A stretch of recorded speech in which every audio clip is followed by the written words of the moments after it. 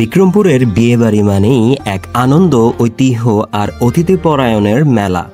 তবে এখানকার বিয়েবাড়িগুলো পুরনো দিনের রীতিনীতির সঙ্গে আধুনিক আয়োজন মিশেল দেখা যায়। তাই সেখানকার এক বিয়েবাড়িতে হঠাৎ চলে গেলাম শাওন ভাইয়ের সাথে। ঢাকা থেকে একদিনের এই ভ্রমণ অভিজ্ঞতা আপনাদের সাথে শেয়ার করব আজ। তো চলুন ঘুরে আসি বিক্রমপুর থেকে।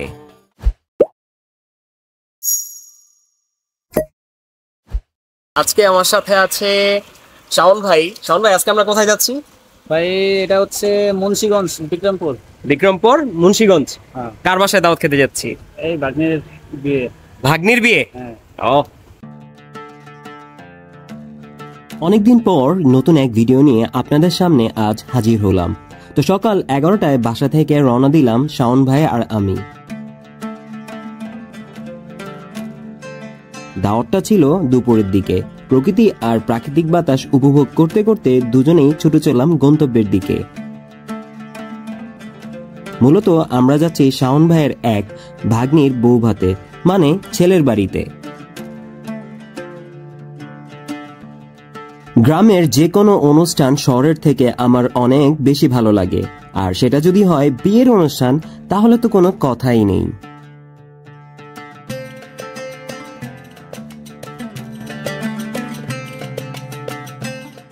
আমি তো প্ল্যান করছি দুইটা রাইখে আমার নানা নানির বাসায় সব জামা কাপড় সব রেডি, ব্যাগ ম্যাগ।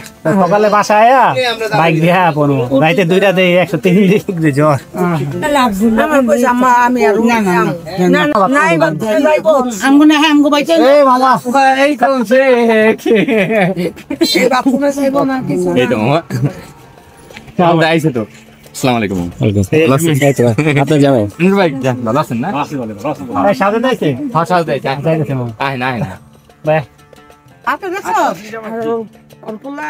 সত্যি বলতে ছেলে ছিল মেয়েদের প্রতিবেশী, তাই দুই পরিবারের একজন আরেকজনকে খুব ভালোভাবেই চেনা।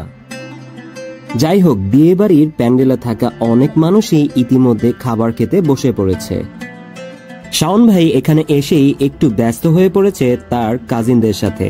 তাই আমি কি করব এটা ভাবতে ভাবতে চলে গেলাম বিয়ে বাড়ির আয়োজন দেখতে।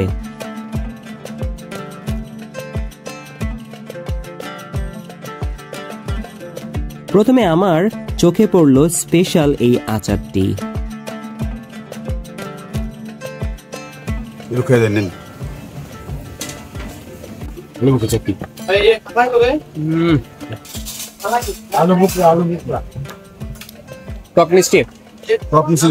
দারুণ।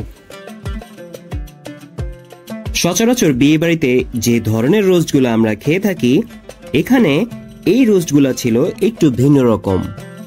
এখানে দাঁড়িয়ে থাকতে দেখে বাবুর্চি একটু একটু করে সব খাবারই আমাকে দিয়ে টেস্ট করাচ্ছিল আজকের এই আয়োজনে। কোনটা? এটা চিকেন।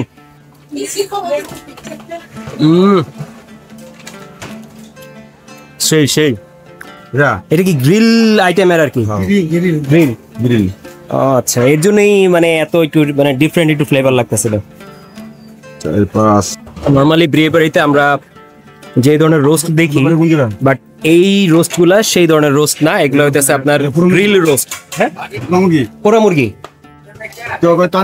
তান্দুরি, বাট টেস্টে দারুণ। এটা কি আপনার এই বিক্রমপুরে এটা কি বিখ্যাত নাকি বানানো মানে বলার কারণে বানানো হয়েছে? কোনটা বলার কারণে?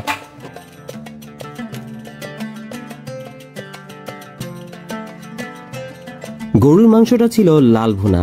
এই পাতিল থেকে অন্যরকম এক স্মেল আমার নাকে আসছিল।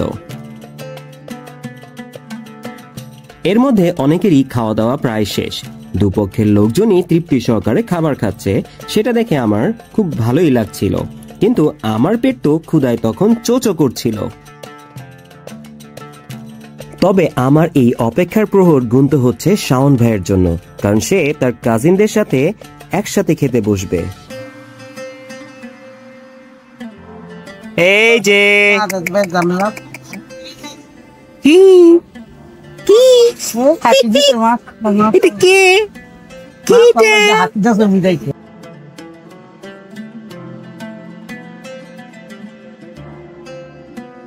বউ সাজে কনেকে কিন্তু আজ দারুণ লাগছিল। বর সাথে না থাকলেও কোণে স্টেজে বসে আত্মীয়দের সাথে গল্পে এক প্রকার মজেই ছিল। যাক, অবশেষে এবার আমরা তাহলে খাবার টেবিলে। একা একা খাওয়ার থেকে একসাথে বসে খাওয়ার একটা মজাই আলাদা, কি বলেন আপনারা? খাবারের স্বাদ যে ভিন্ন রকম কিছু তা কিন্তু নয়, আর এই খাবারগুলো যে বিক্রমপুরের ঐতিহ্য খাবার তাও কিন্তু নয়। তবে সবাই মিলে একসাথে খাওয়ার যে তৃপ্তি, সেটা এই খাবারের স্বাদকে আরো দ্বিগুণ করে দেয়। বড় ভাইয়েরা আমার, খাবার কেমন? খাবারের টেস্ট কেমন? আলহামদুলিল্লাহ, জোস। বিক্রমপুরের স্পেশাল দইটা খাবারের শেষে খেতে ভুলেই গিয়েছিলাম, কিন্তু এই দই কি সত্যিই মিস করার মতো?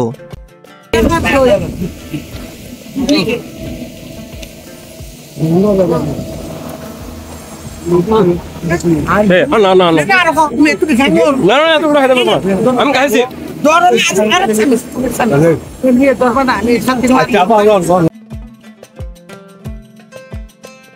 বরকনেকে একসাথে কেমন মানিয়েছে সেটা না হয় আপনারা কমেন্ট করেই জানাবেন।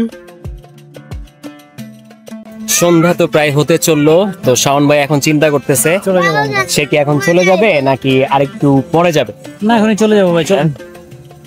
এখনই এখনই বিকাল 4টার পর আমরা ঢাকার উদ্দেশ্যে রওনা দিলাম। সত্যি বলতে সবকিছু মিলিয়ে দিনটা ভালোই মজা করেছি। কর্মজীবনের মাঝে ছোট ছোট এই আনন্দের অভিজ্ঞতাগুলো আমাদের মনে সত্যিই দাগ কেটে যায়। তো আজ এই পর্যন্তই, ভালো থাকবেন সবাই।